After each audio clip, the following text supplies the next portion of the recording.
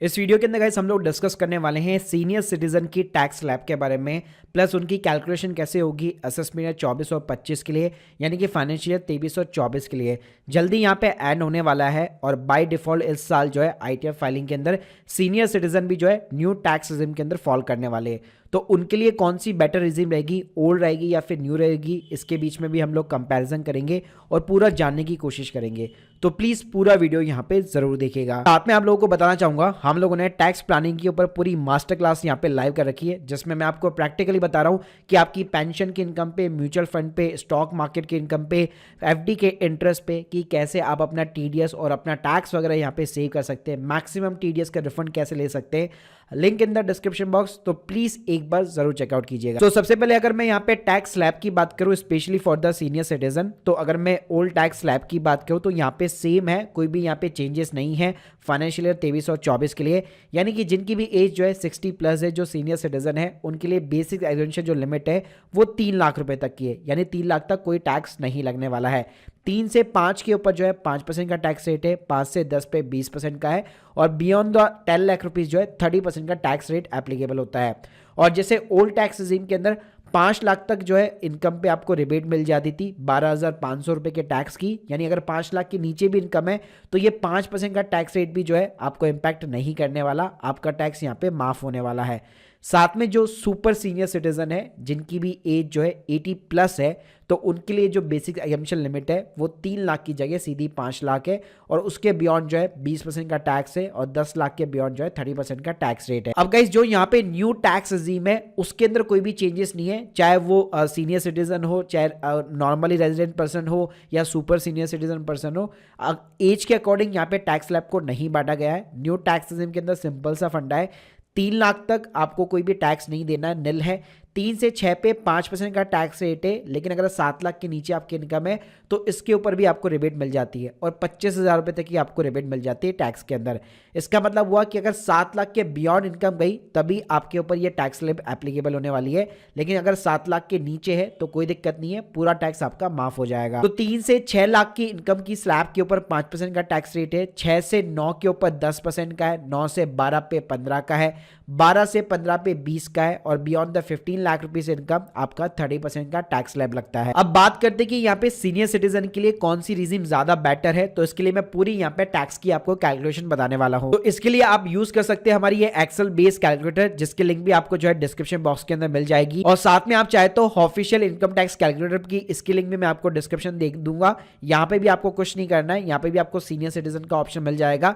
Assessment year जो है यहाँ पे आपको 24 और 25 भी देखने को मिल जाएगा। अब गाइस इस कैलकुलेटर के अंदर क्या करना है, ऊपर सिंपली आप अपना नाम डाल सकते हैं, उसके बाद में अपनी डेट ऑफ बर्थ डालिए तो आपकी एज ऑटोमेटिकली यहाँ पे कैलकुलेट हो जाएगी, और अपने आप ही ये इसको सीनियर सिटीजन जो है यहाँ पे काउंट कर लेगा। अब इस एक्सेल बेस्ड कैलकुलेटर की क्या खास बात है कि आप यहाँ पे जितनी भी इनकम पुट करेंगे ये आपको एक एनालिसिस दे देता है कि आपके लिए कौन सी रिजीम ज्यादा बेटर है, क्या ओल्ड रिजीम ज्यादा बेटर है या फिर न्यू टैक्स रिजीम। तो चलिए 1 बाय 1 करके हम लोग एक रिटायर्ड पर्सन या जो भी सीनियर सिटीजन पर्सन होते हैं उनकी इनकम को यहाँ पे डालने की कोशिश करते हैं।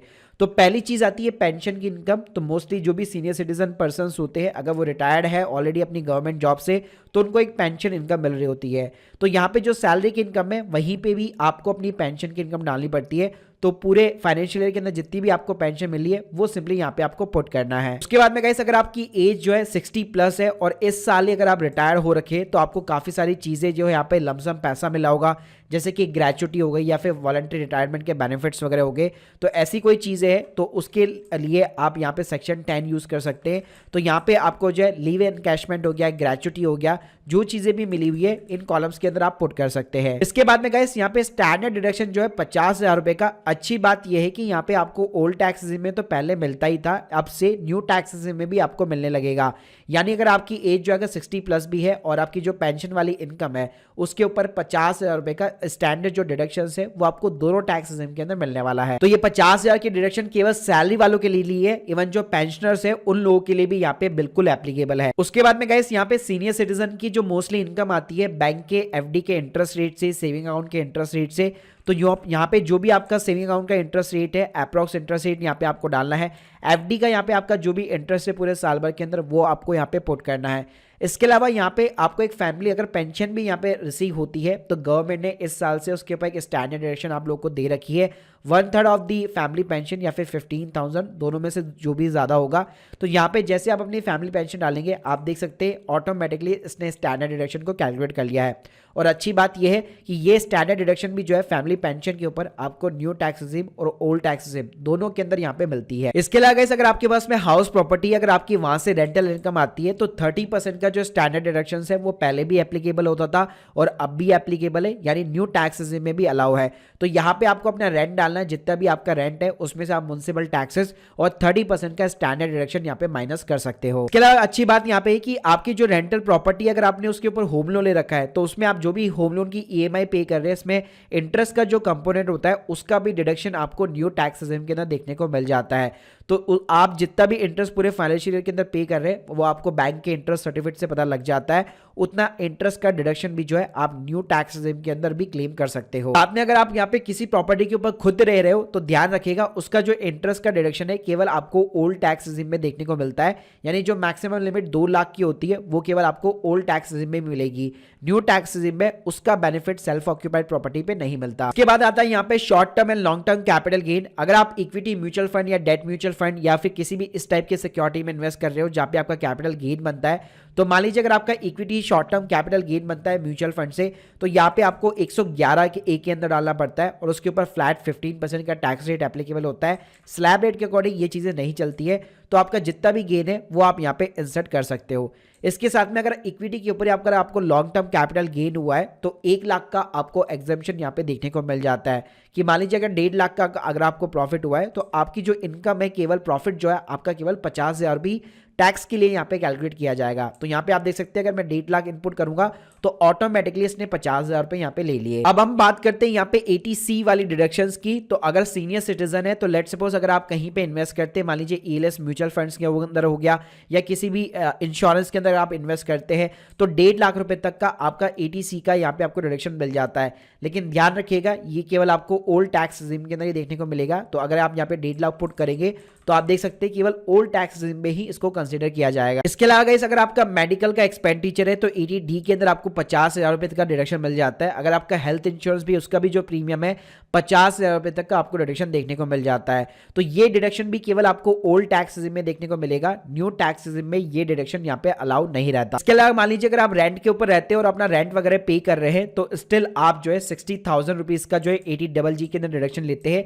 और ये डिडक्शन भी केवल आपको ओल्ड टैक्स रिजीम में ही देखने को मिलेगा।